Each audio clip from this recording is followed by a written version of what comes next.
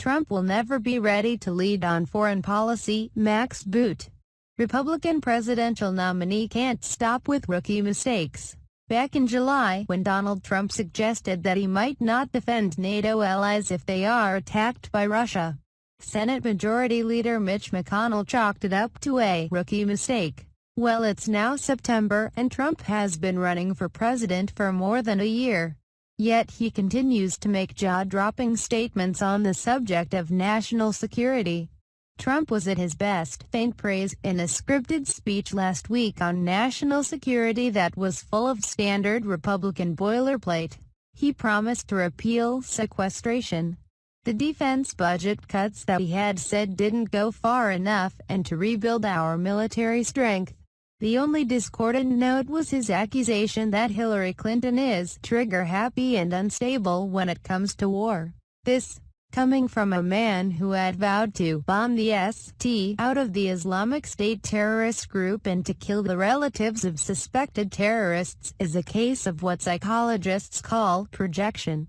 Once he got off script, Trump ventured into rhetorical thickets that no presidential candidate has ever entered. In an interview with Matt Lauer, he doubled down on his praise of Russian President Vladimir Putin, one of the most dangerous dictators in the world. Well, he does have an 82% approval rating, Trump said, as if polls mean anything in a country without freedom of speech. Confronted with a list of Putin misdeeds by Lauer, he's also a guy who annexed Crimea, invaded Ukraine, supports Bashar Assad in Syria, supports Iran, is trying to undermine our influence in key regions of the world, and according to our intelligence community, probably is the main suspect for the hacking of the Democratic National Committee computers. Trump was nonplussed. Do you want me to start naming some of the things that President Obama does at the same time? He responded. As if the democratically elected leader of the United States is a worse malefactor than the dictator of Russia. Trump claimed that Putin has been a leader far more than our president has been a leader. That was not a slip of the tongue.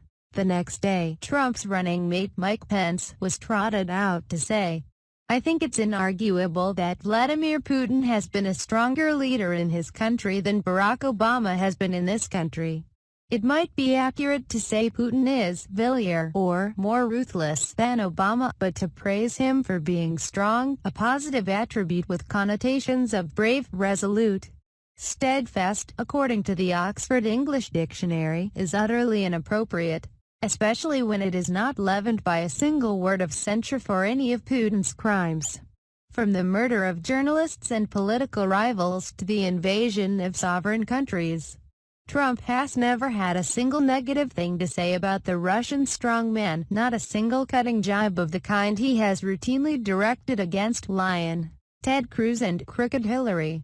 Even worse, Trump repeated his praise for Putin and attacks on Obama in an interview with Larry King on RT, the Kremlin-run TV channel. He even attacked the supposedly dishonest U.S. press corps while speaking on the propaganda outlet of a state that represses the news media. Imagine if a Republican politician had denounced U.S. policy in the 1940s in an interview with Lord Haha Tokyo Rose, and you get a sense of how outrageous this is. There were other jaw-dropping statements from Trump this past week. He claimed again that he opposed the invasion of Iraq, a blatant lie that Lauer did not correct. He repeated his pledge to take Iraq's oil, a war crime, by leaving a certain group behind, presumably an indefinite military occupation. He said we should set up a court system within the military, apparently unaware that such a system has existed since the 18th century. Oh, and Trump cavalierly impugned the professionalism of America's military and intelligence officers. He said our generals are embarrassing for our country. He spoke about the classified intelligence briefing he received and claimed, based on his supposed reading of the briefer's body language, that they were not happy with Obama. Both military and intelligence officers are apoplectic about Trump's attempts to drag nonpartisan professionals into the political muck. Trump's comments suggest that he is still not ready for prime time, and never will be.